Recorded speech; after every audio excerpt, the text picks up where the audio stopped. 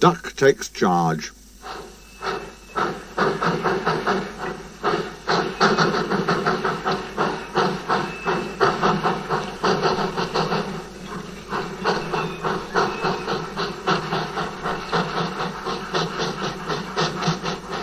Do you know what?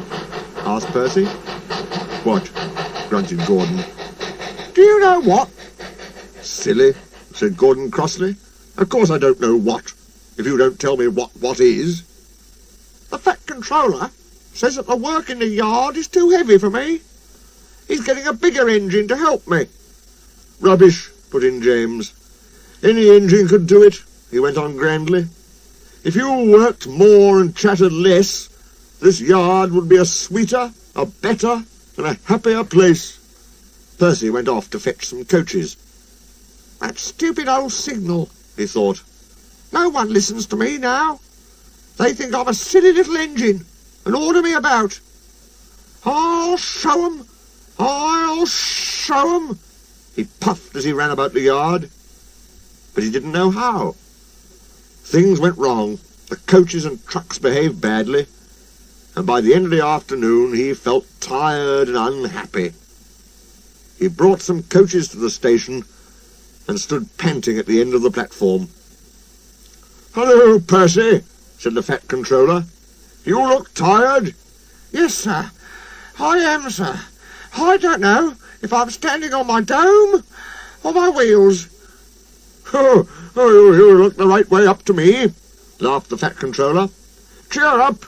The new engine is bigger than you and can probably do the work alone. Would you like to help build my new harbour at Thomas's Junction? Thomas and Toby will help, but I need an engine there all the time." "Oh, yes, sir. Thank you, sir," said Percy happily. The new engine arrived next morning. "What is your name?"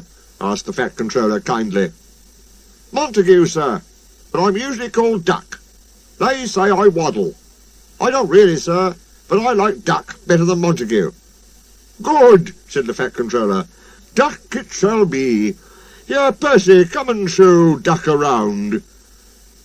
The two engines went off together. At first the trucks played tricks, but soon found that playing tricks on Duck was a mistake.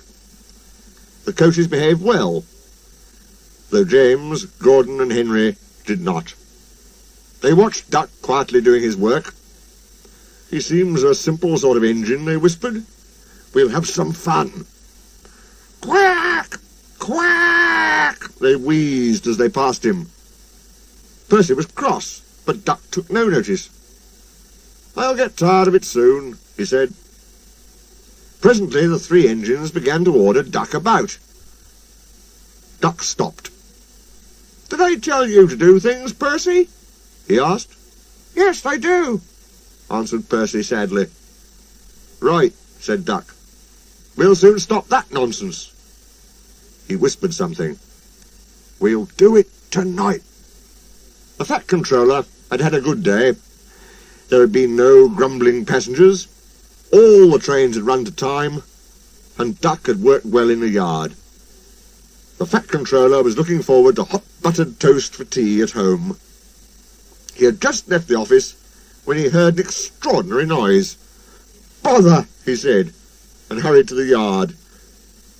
Henry, Gordon and James were whooshing and snorting furiously, while Duck and Percy calmly sat on the points outside the shed, refusing to let the engines in.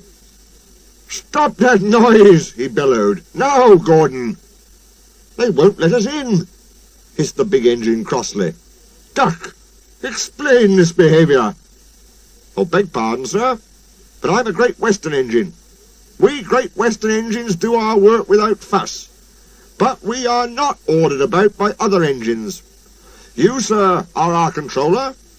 We will, of course, move if you order us, but begging your pardon, sir, Percy and I will be glad if you would inform these, engines that we only take orders from you." The three big engines hissed angrily. "Silence!" snapped the Fat Controller. "Percy and Duck, I am pleased with your work today, but not with your behaviour tonight. You have caused a disturbance. Gordon, Henry, and James sniggered. They stopped suddenly when the Fat Controller turned on them. As for you, he thundered, you've been worse. You made the disturbance. Duck is quite right. This is my railway, and I give the orders.